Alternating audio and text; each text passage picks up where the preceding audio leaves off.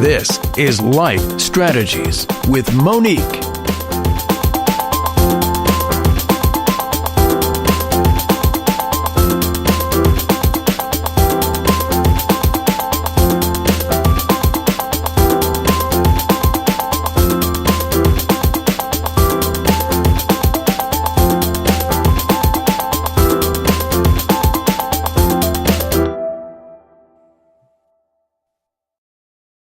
Well, hello, everyone, and welcome to another episode of Life Strategies with Monique.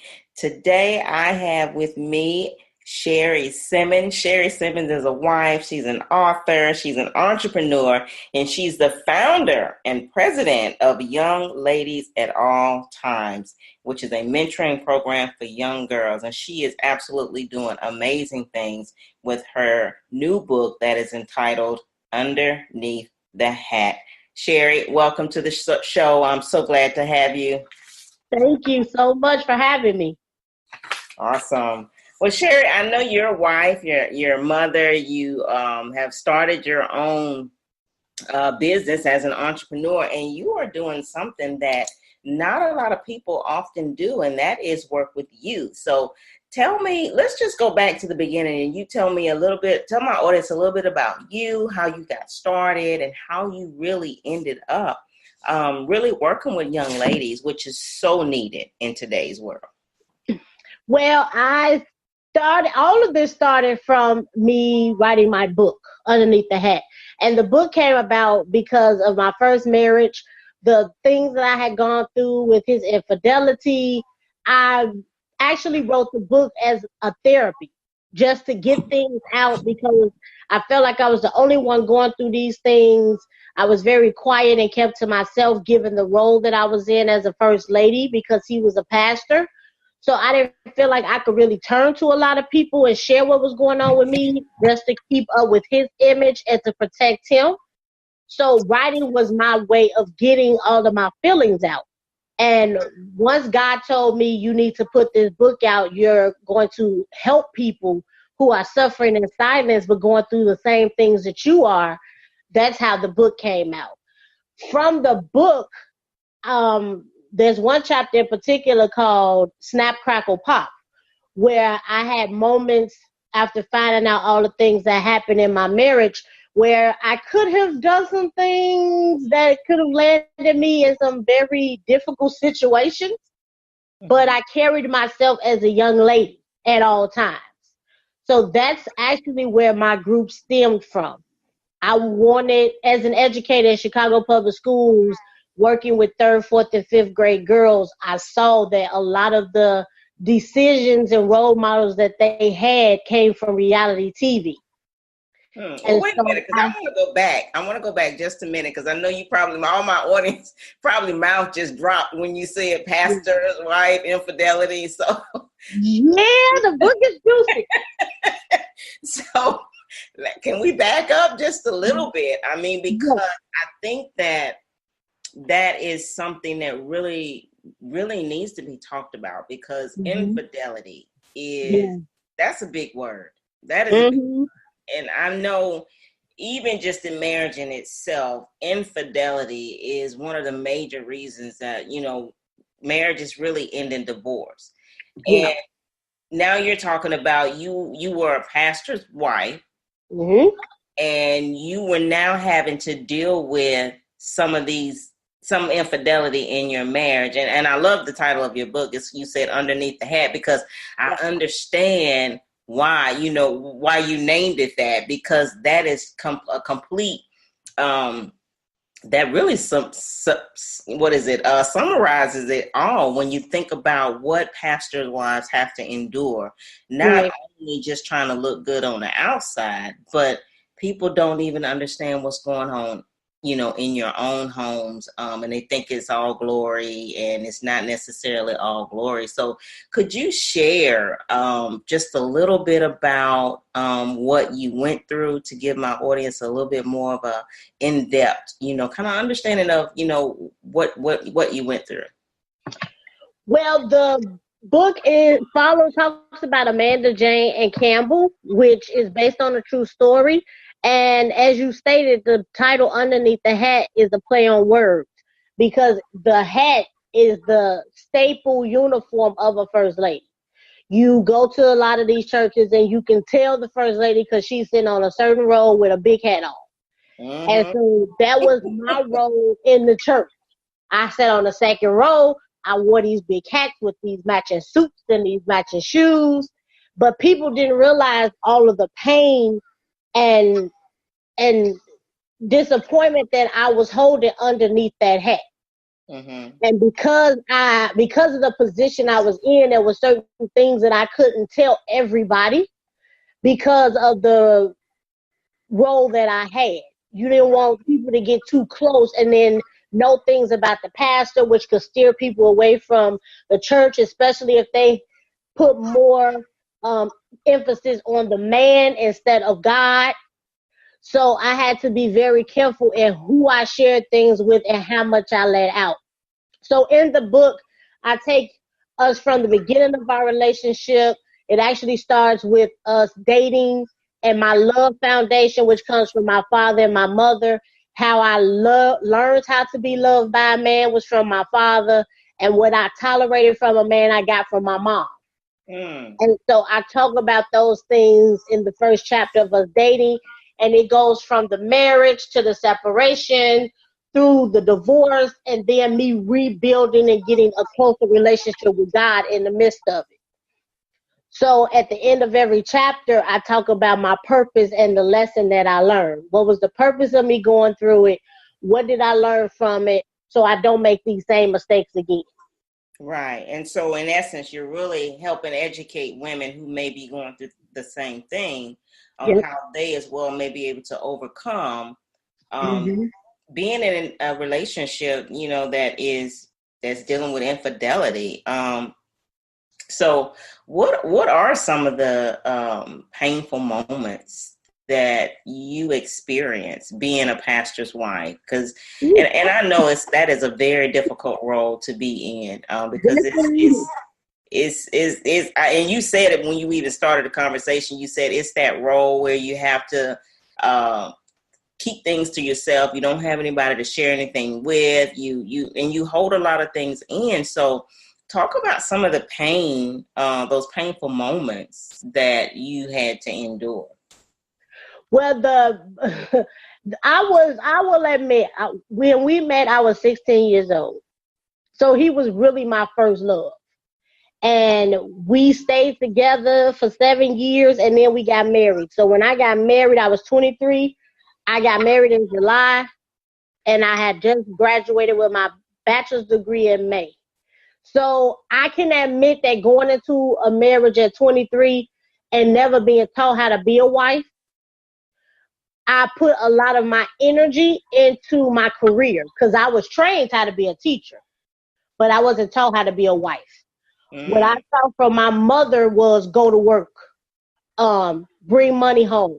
And my father, I saw taking care of the house. Now, he went to work once we were asleep, but when I was up, I saw him at home. And my mother was at work. And he made sure things were taken care of. And whereas my ex-husband was the opposite. He was the traditional lifestyle. Grandfather went to work. Grandma was at home making sure everything was taken care of. Dinner was on the table at 5. So we butted heads a lot because we came in with two different foundations. Mm-hmm. And we were too young to think or have sense enough to know, okay, we need to sit down and figure out what our system is going to be. And so because we never had that conversation, a lot of things that I had promised him that I could do, I wasn't able to do because I didn't know how. Mm. And because of the role that I had, because he had been preaching since we met. So the role that I was I was programmed and used to only saying certain things around certain people. So when he finally became pastor, the Lord spoke to me March 2012, and we had been married 7 years by now. And he woke me up at 3:26 a.m. and took me to a table, the dining room table. Now, it was only two of us. We had no kids, thank God. So we didn't really eat at the table. That was where we kept all our bills. So the Lord sent me to the bank statement. 3:26 in the morning, dark in the room, no glasses on, but I could see clearly that there were two things on this bank statement that should not have been. Women's Ladies Foot Locker and Legoland. So when I asked him about the Ladies Foot Locker, he said that he had bought me some things. I said, well, where is it? Well, I took them back. Okay, why you do that? Because we got into an argument. Now, we had been together 13 years by now. You've never taken anything back. So why now? So my thing is, well, where's the money? It was $200 worth of stuff. Did they give you a gift card? What's going on? They gave me a gift card. Well, where's the gift card? I don't know. Who loses a $200 gift card? Then I asked about Legoland. He said by this time he was pastor. He said he had gone there to do research to see if this was a place that he could take the youth of the church. Okay. Well, I had to kick into Inspector Gadget mode because I didn't believe him. And I called Legoland, and they said for the amount of money that had been withdrawn, it was for about 2 or 3 people. Okay. So once all this stuff came out, we had a joint account. About 2-3 weeks later, I noticed after checking the bank statement again that he had his money removed. So his money was no longer going to the account. We sent up another red flag. Why are you removing your money if nothing's going on? So from there, that was in March. July, I started a new position where I became assistant principal, which means I was making 6 figures to his 5. So that was already an ego crusher for him because now I'm making more money than you. And he comes from a traditional family. And he's the pastor of a church. So he ended up coming to me 3 days after my birthday and saying that he thought we should separate. Now, I thought that the separation was going to be great because I thought it was me. I thought I was the reason. Because he said I wasn't domestic enough. I didn't cook like he wanted to. He said I didn't keep house the way he wanted it kept, but he always had people coming over to the house, and neither one of us missed any meals. So I was confused by that, but I was like, okay, I'm going to move out. I'm going to get myself together. I'm going to learn the budget. I'm going to prepare myself so I could be better for him, and we could get back together. Well, the Lord wasn't having that because I moved out 3 weeks after that conversation. 5 months later, I found out he had been having an affair.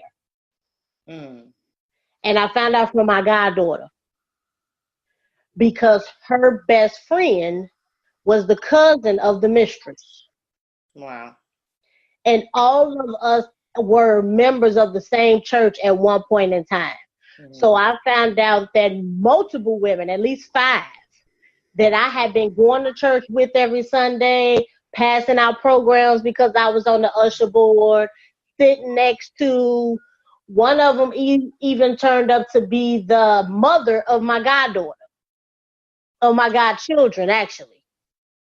I found out that they had an affair after we divorced. So to have all these, devastating for you. Yes. And to have all these people around me who knew what was going on and nobody said anything. Right.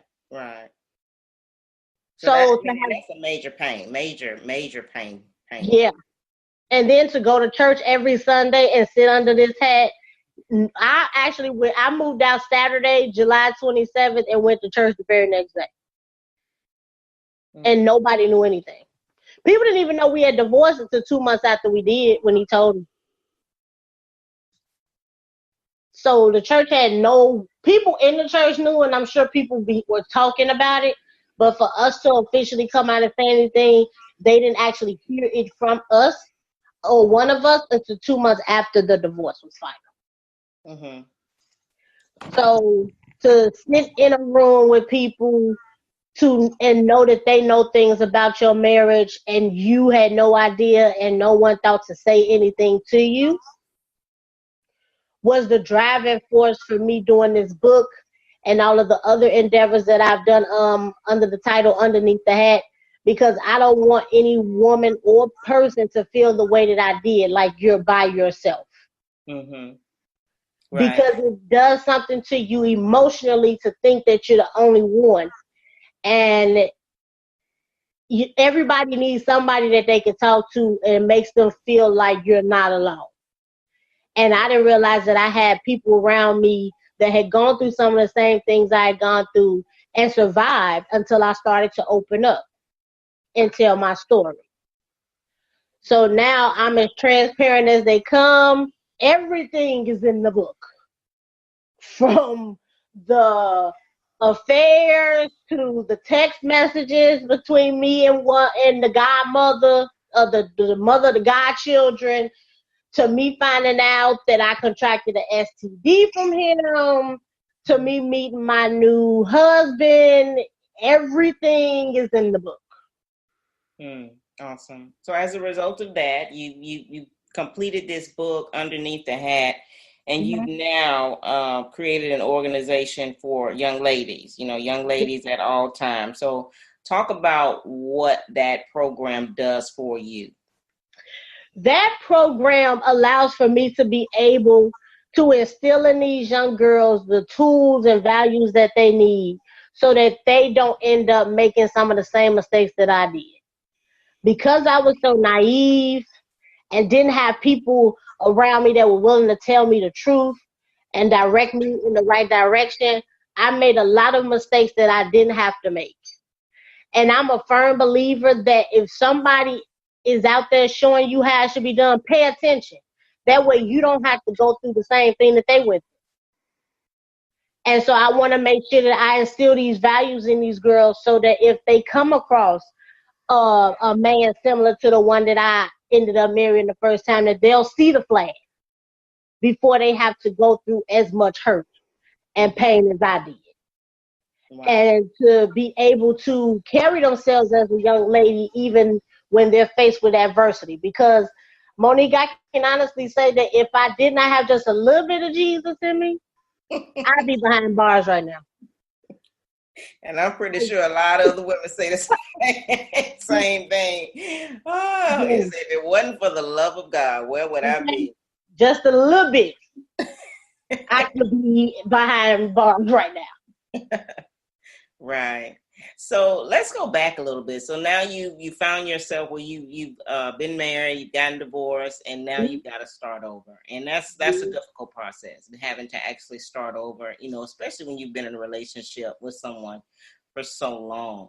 Mm-hmm. So your next step is, because you're married. Right. You've started afresh, you started anew.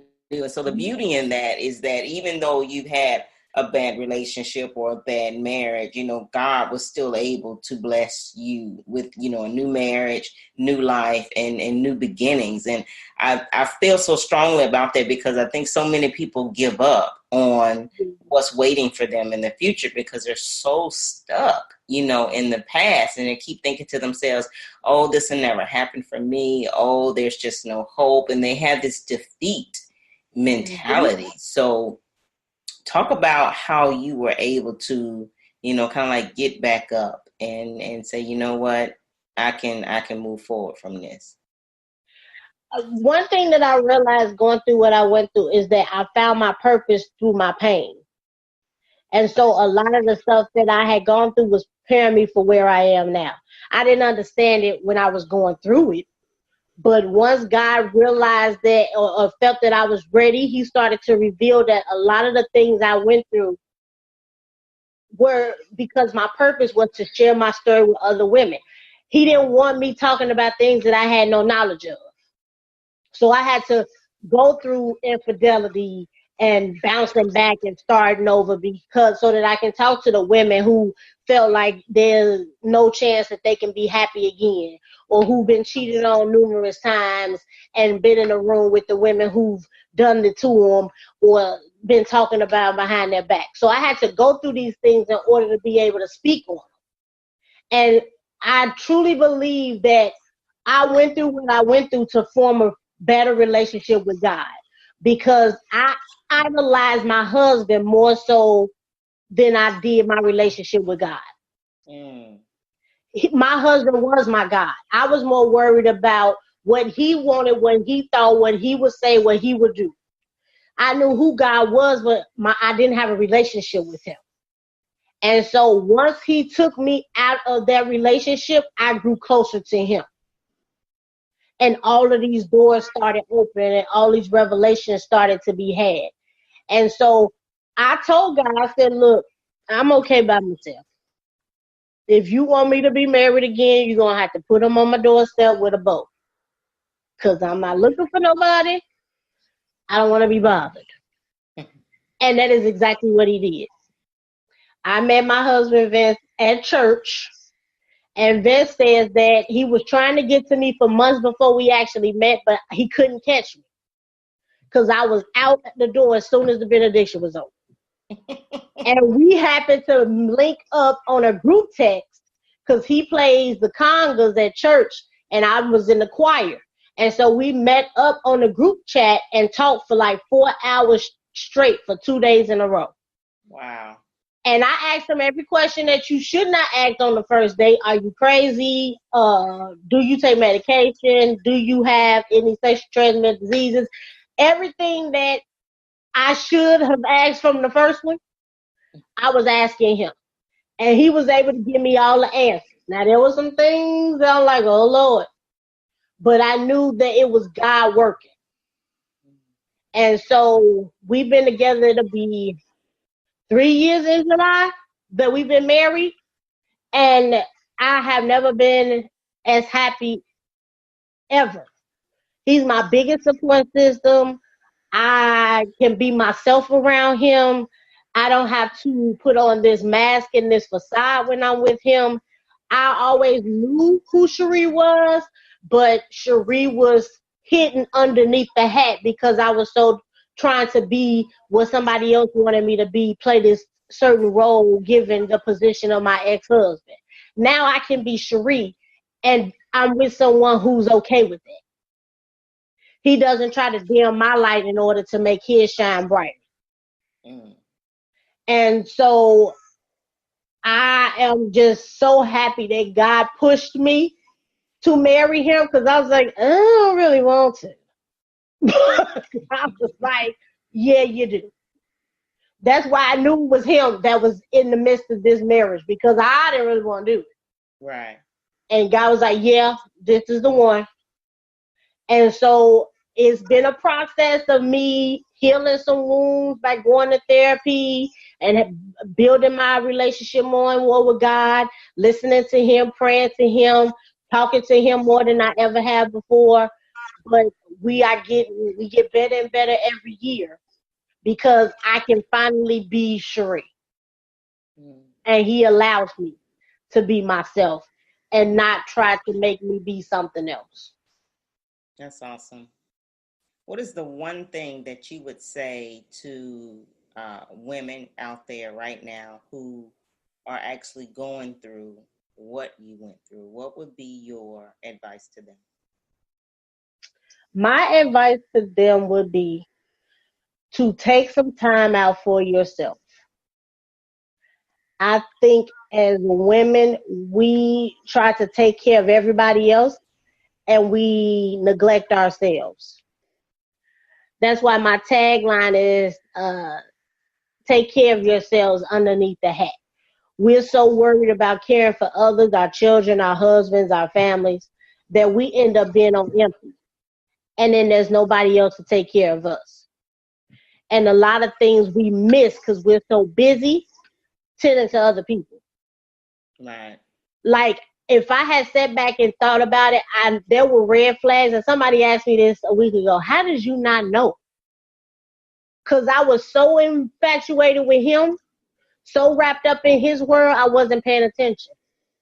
And I think that we as women miss a lot of things, a lot of opportunities, a lot of warnings on things in our lives that we could do differently because we're so wrapped up in everybody else, we don't take time out for ourselves. Right. So the one thing that I would tell women that are going through the same things that I'm going through is to take some time for yourself, to just be still and listen. Get rid of the distractions. allow for God to speak to you, or allow for whomever you serve to speak to you. Just be still and allow for things to be revealed to you so that you can make the right decision. Awesome. And that's good advice, Sherri. Very good advice. To my listeners out there, those of you that are tuned in, I am talking with Sherri Simmons, who shared her story about overcoming infidelity in a marriage, and talking about her new book entitled Underneath the Hat. If you are someone who is looking for some type of help or understanding, I would encourage you to get that book. Sherri, tell my listeners how they can get in contact with you, how they can get your book as a resource for them. I have an updated website, SherriSimmons.com, SHERRI Simmons, SIMMONS.com. It has the link to Amazon where you can purchase my book Underneath the Hat. It also has information about my mentoring program, Young Ladies at All Times. I also just started a radio show with Vigilant Broadcasting called Underneath the Hat. So we talk about the same topics that I mentioned in my book. And then I have a YouTube channel called Underneath the Hat where we tape different panels with people who've gone through some of the same topics that I mentioned in my book, and they just give their testimony and things that help them. So not only do you hear from me, but also from other people who have gone through it as well. Well, that's awesome. Awesome, Sherri. And to my listeners out there, all of her information will definitely be in the show notes. So don't worry about having to write all that down, because you'll be able to just click on the links after the show. So thank you, Sherri, so much for just being on the show, sharing your story, because I know that is not an easy topic that a lot of people like to talk about. But thank you so much for being on the show today. And to my listeners out there, thank you for tuning in. And until next time, I pray that you guys continue to stay educated and empowered. You've been listening to Life Strategies with Monique. Contact Monique Pettaway at www.moniquepettaway.com or info@moniquepettaway.com.